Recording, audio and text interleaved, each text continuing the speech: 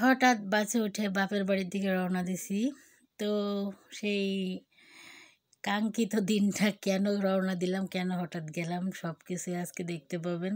তো বাসে আবার এক শসাওয়ালা উঠছিল কলারোয়া থেকে, তো সেখান থেকে শসা নিয়ে এই ফার্স্ট টাইম বাসের মধ্যে কিছু খেলাম মাস্ক পরে এবং মাস্ক খুলে।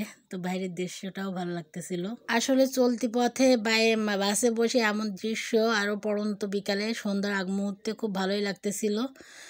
তো এই যে অবশেষে কাঙ্ক্ষিত জায়গায় পৌঁছে গেছি আমার বাবার বাড়িতে। আসলে ওই দিন মাহফিল ছিল, এই জন্য আমি গেছিলাম। রাফি ছিল, কান্নাকাটি করতেছিল। তো এই জন্য অসুস্থ স্বামীকে রেখে সন্ধ্যাবেলায় গেছিলাম। তো এইটা আমাদের মাদ্রাসা, আমার দাদুর তৈরি মসজিদ। তো এটা দাখিল মাদ্রাসা, এখানে মাহফিল হচ্ছে। এটা অনেক বছর ধরে হয়, 57-58 বছর হচ্ছে। এই মাহফিলে প্রচুর লোকজন হয়, প্রচুর আত্মীয় স্বজন থাকে, মিস করলেই কষ্ট হয়। তো আমার মাহফিলের আবার পাঁপড় ভালো লাগে, এই জন্য পাঁপড় দিয়ে শুরু করে দিলাম।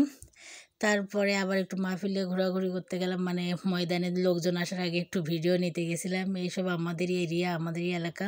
এই মসজিদটা আমার দাদু নিজে হাতে তৈরি করছিল, অনেকবার মেরামত করছে নিজে নিজে, দাদুরই তৈরি মসজিদ। আর এই মাদ্রাসাটা সবার। তো এখানে আমার দাদু, আম্মা আব্বা আছে শুয়ে, আমার দাদুও শুয়ে আছে এই মাদ্রাসায়। যাই হোক, মাদ্রাসায় এখনও লোকজন আসেনি। আমি সন্ধ্যা মুহূর্তে যেই আর কি ভিডিওটা নিতে গেছি। এই যে আমার দাদু ঘুমাচ্ছে, এখানে আমার আব্বুদের গোরস্থান হবে আর কি। তো সেটা এবার দেখতেছি, পাঁচিল দিয়ে দিয়েছে। আর এই সাইডে এটা মানে আপনার আশ্রয় কেন্দ্র বলে সেটা। আর এটা মাদ্রাসার মাঠ, এইখানেই মূলত মাহফিল শুরু হবে। তো সব মানে প্রস্তুতি শেষ, এখন মানুষজনের অপেক্ষা, হুজুর আসার অপেক্ষা। আর তার মধ্যে আমার ন আঙ্কেল এখানে একটু মাইকে বয়ান দিচ্ছিল। আমার ন আঙ্কেল আবার মসজিদের ইমাম, এই মাদ্রাসা প্রতিষ্ঠানে জব করে আমার ন আঙ্কেল, আমার ভাই সবাই আর কি। তা আমি আবার আমার নিজের ফুটেজটাও একটু নিয়ে নিলাম। নিজের এলাকায় নিজেকে শাহেনশাহ মনে হয়, সেরকম অবস্থা। তো আসলে এই যে আমার দাদু ঘুমাচ্ছে আর আমি আমাদের গোরস্থানটা ভালো করে দেখতেছিলাম, মানে আব্বুদের। আর মাহফিলের মহিলাদের ভিড় দেখেন। এই যে এখানকার প্রধান বক্তা ছিল যে এই যে তিনি শেষ মানে মোনাজাত ধরতেছে, আমি আখেরি মোনাজাত মানে শেষ মোনাজাতের সময় ভিডিওটা নিয়েছিলাম, এই আবুজার গিফারি আর কি। তো এই যে মাহফিল শেষ, সবাই চলে গেছে, তখনকার একটু ফুটেজ নিলাম। একদম শেষ মুহূর্তে সায়ান যেহেতু মঞ্চে উঠবে, সে বায়না ধরতেছে, তো তাকে নিয়ে মঞ্চে চলে গেলাম। এখন কেউ নাই, মাহফিল শেষ, রাত বাজে 2টা।